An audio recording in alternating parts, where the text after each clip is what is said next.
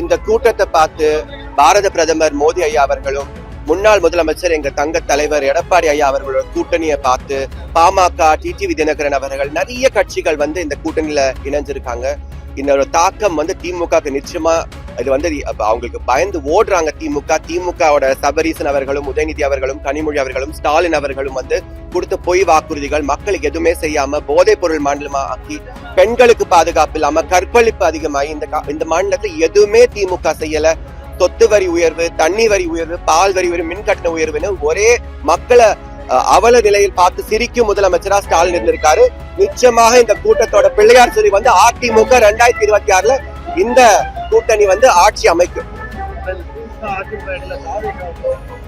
தாவேகா தலைவர்களுக்கும் தாவேகா தொண்டர்களுக்கும் விஜய் அவர்களுக்கும் நான் ஒரு சகோதரியா சொல்ற ஒரு கருத்து, நீங்களும் இணைந்தால் உங்களுக்கும் அரசியல் எதிர்காலம் நல்லா இருக்கும், இளைஞர்களோட எதிர்காலம் நல்லா இருக்கும், தமிழகத்தோட எதிர்காலம் நல்லா இருக்கும். தீய சக்தியை ஒழிக்கிறதுக்கு எல்லாருமே ஒற்றுமையா செய்த தவறு கிடையாது.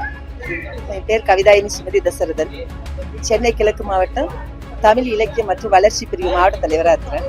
இவங்க மாநில செயலாளராக இருக்காங்க. இவங்க அம்பிகா. என்ன அப்படின்னா, மோடிஜி வராங்க, கூட்டணி ஆட்சி அமைக்கிறத பத்தி, கூட்டணி ஆட்சி அமைக்கும் அப்படின்னு ஒரு நம்பிக்கையில வந்திருக்காங்க. எல்லாரும் மக்கள் எல்லாம் இதை பார்க்கணும். இந்த கூட்டத்தை பார்த்தாலே தெரியும் நம்மளோட மக்கள் எவ்வளவு பேர் இந்த கட்சிக்கு வராங்க போறாங்க அப்படின்ட்டு.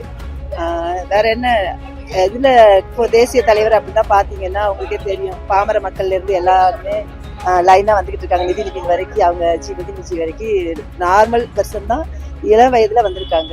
மற்ற ஆட்சி மாதிரி குடும்ப ஆட்சி மாதிரியோ இல்லாட்டி ஒவ்வொருத்தங்க மட்டுமே ஆட்சி அமைச்சிட்டு வரல. அதனால இப்போ இருக்க இளைஞர்கள்லாம் பாதி பேர் வந்திருக்காங்க. இன்னும் பேர் மற்றவங்க பின்னாடி போகாம கண்டிப்பா பாரதிய ஜனதா கட்சிக்கு ஓட்டு போட்டாங்க அப்படின்னா கண்டிப்பா ஒரு ஆட்சி மாற்றம் வரும் நம்பிக்கை இருக்கு.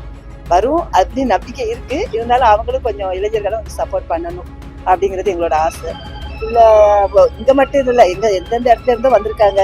பைக்ல இதுலயே பாத்தீங்கன்னா கூட தெரியும், கேண்டிகேட் கூட நடக்க முடியாம கூட வந்திருக்காங்க. அப்படின்னா ஒரு பாரத பிரதமரை பாக்குறதுக்கு அவரை பத்தி நம்ம சொல்லி தெரிய வேண்டாம். நான் இவரோட என்ன ஒரு குடும்பத்துக்குன்னு இல்லாம தன்னையே கட்சிக்காக அர்ப்பணிச்சுக்கிட்ட ஒரு மகான் தான் சொல்லணும். என்ன அதுதான் இப்போ மகாவீர் எடுத்துக்கிட்டீங்கன்னா அவரோட வீட்டம்மா பேர் கூட யசோதான்னு சொல்லுவாங்க. அவரும் மக்களுக்காக தான் சொன்னாங்க. இவங்க யசோதா பெண் இவங்களோட வீட்டம்மா. அது கூட விட்டுட்டு அம்மா இறந்த போது கூட அவங்க ஒரு பொது கட்சிக்கு தான், பொது நலத்துக்கு தான் இவங்க ஒர்க் பண்ணியிருக்காங்க. நம்ம ரெண்டாவது என்னன்னா, மோடிஜி நம்ம செல்வாக்கு மிக்க தலைவர்னு உலக அளவுல ஃபர்ஸ்ட் வந்திருக்காங்க. அதுவே நமக்கு ஒரு இதா முன்னோடியா எடுத்துக்கிட்டு கண்டிப்பா எல்லாரும் பாரதிய ஜனதா கட்சி ஓட்டு போட்டு ஆட்சி மாற்றத்தை இங்க மட்டும் இல்ல, கேரளால வந்துருச்சு, பீகார்ல வந்துருச்சு, தமிழ்நாட்டுல வந்தா எல்லாரும் நல்லா இருக்கும்ங்கிறது எங்களோட அபிமானம்.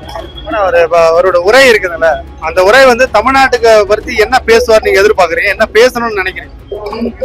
அவங்க என்ன பேசுவாங்க அப்படி பிரிச்சியா பேசுறது இல்ல. மோடிஜி யாருமே பிரிச்சு பேசல. கண்டிப்பா ஆட்சி மாற்றம் வரும். நீங்க ஓட்டு போடுங்கன்னு அவர் சொல்ல மாட்டாங்க. நீங்க ஓட்டு போட்டு ஆட்சி அமைச்சு கொடுங்கன்னு சொல்ல மாட்டாங்க. நாங்க நல்லது பண்றோம் பாருங்க, நீங்க நல்லா இருக்கீங்க பண்ணுங்கன்னு அர்த்தம். அதைத்தான் பேசுவாரு. நீங்க எங்க கட்சி ஓட்டு போடணும் அப்படின்னு சொல்ல மாட்டாங்க. இல்லாட்டி இப்ப பொங்கல் 4 வருஷம் பொங்கலுக்கு ஒண்ணுமே கொடுக்காம இப்ப லாஸ்ட் இயர்ல போட்டு ரேஷன்ல 3000 ரூபாய் மத்தபடி ஒவ்வொரு அறிவிப்பு கொடுக்கறது மாதிரி இல்லை. இவரு மோடிஜி ஐயா என்னன்னா நார்மலாவே இல்ல, நீங்க வரீங்க, நீங்க வந்து போட்டு போடுங்க, இந்த ஜெயிக்க வைக்கிறதுக்கு வரல, நான் வரேன், நீங்க நல்லா இருக்கீங்க அப்படின்னு ஒரு இது ஒரு டைம் ஒரு மகான் ஒரு இது வந்திருக்க மாதிரி எங்களை பொறுத்தவரைக்கும் அப்படிதான். ஒரு மகான் வராரு அப்படின்னா இவ்வளவு கூட்டத்தை பார்த்தாலே உங்களுக்கு தெரியும், எல்லா பக்கமுமே பிஜேபி தான் நிக்கிறாங்க. கண்டிப்பா அவர் பாக்குறதுக்கு அப்படின்னு எங்க வராங்க. கண்டிப்பா ஆட்சி மாற்றம் வரும் நம்பிக்கை இருக்கு. அதுல இளைஞர்கள் சப்போர்ட் பண்ணும். இப்ப உங்களுக்கு தெரியும், ஏன்னா நாங்க வெளியில சொல்ல முடியாதனால இளைஞர்கள் கொஞ்சம் வேற வழியில போற மாதிரி இருக்கு. அது மாதிரி பிஜேபி போட்டாங்கன்னா கண்டிப்பா ஆட்சி மாற்றம் வரும்.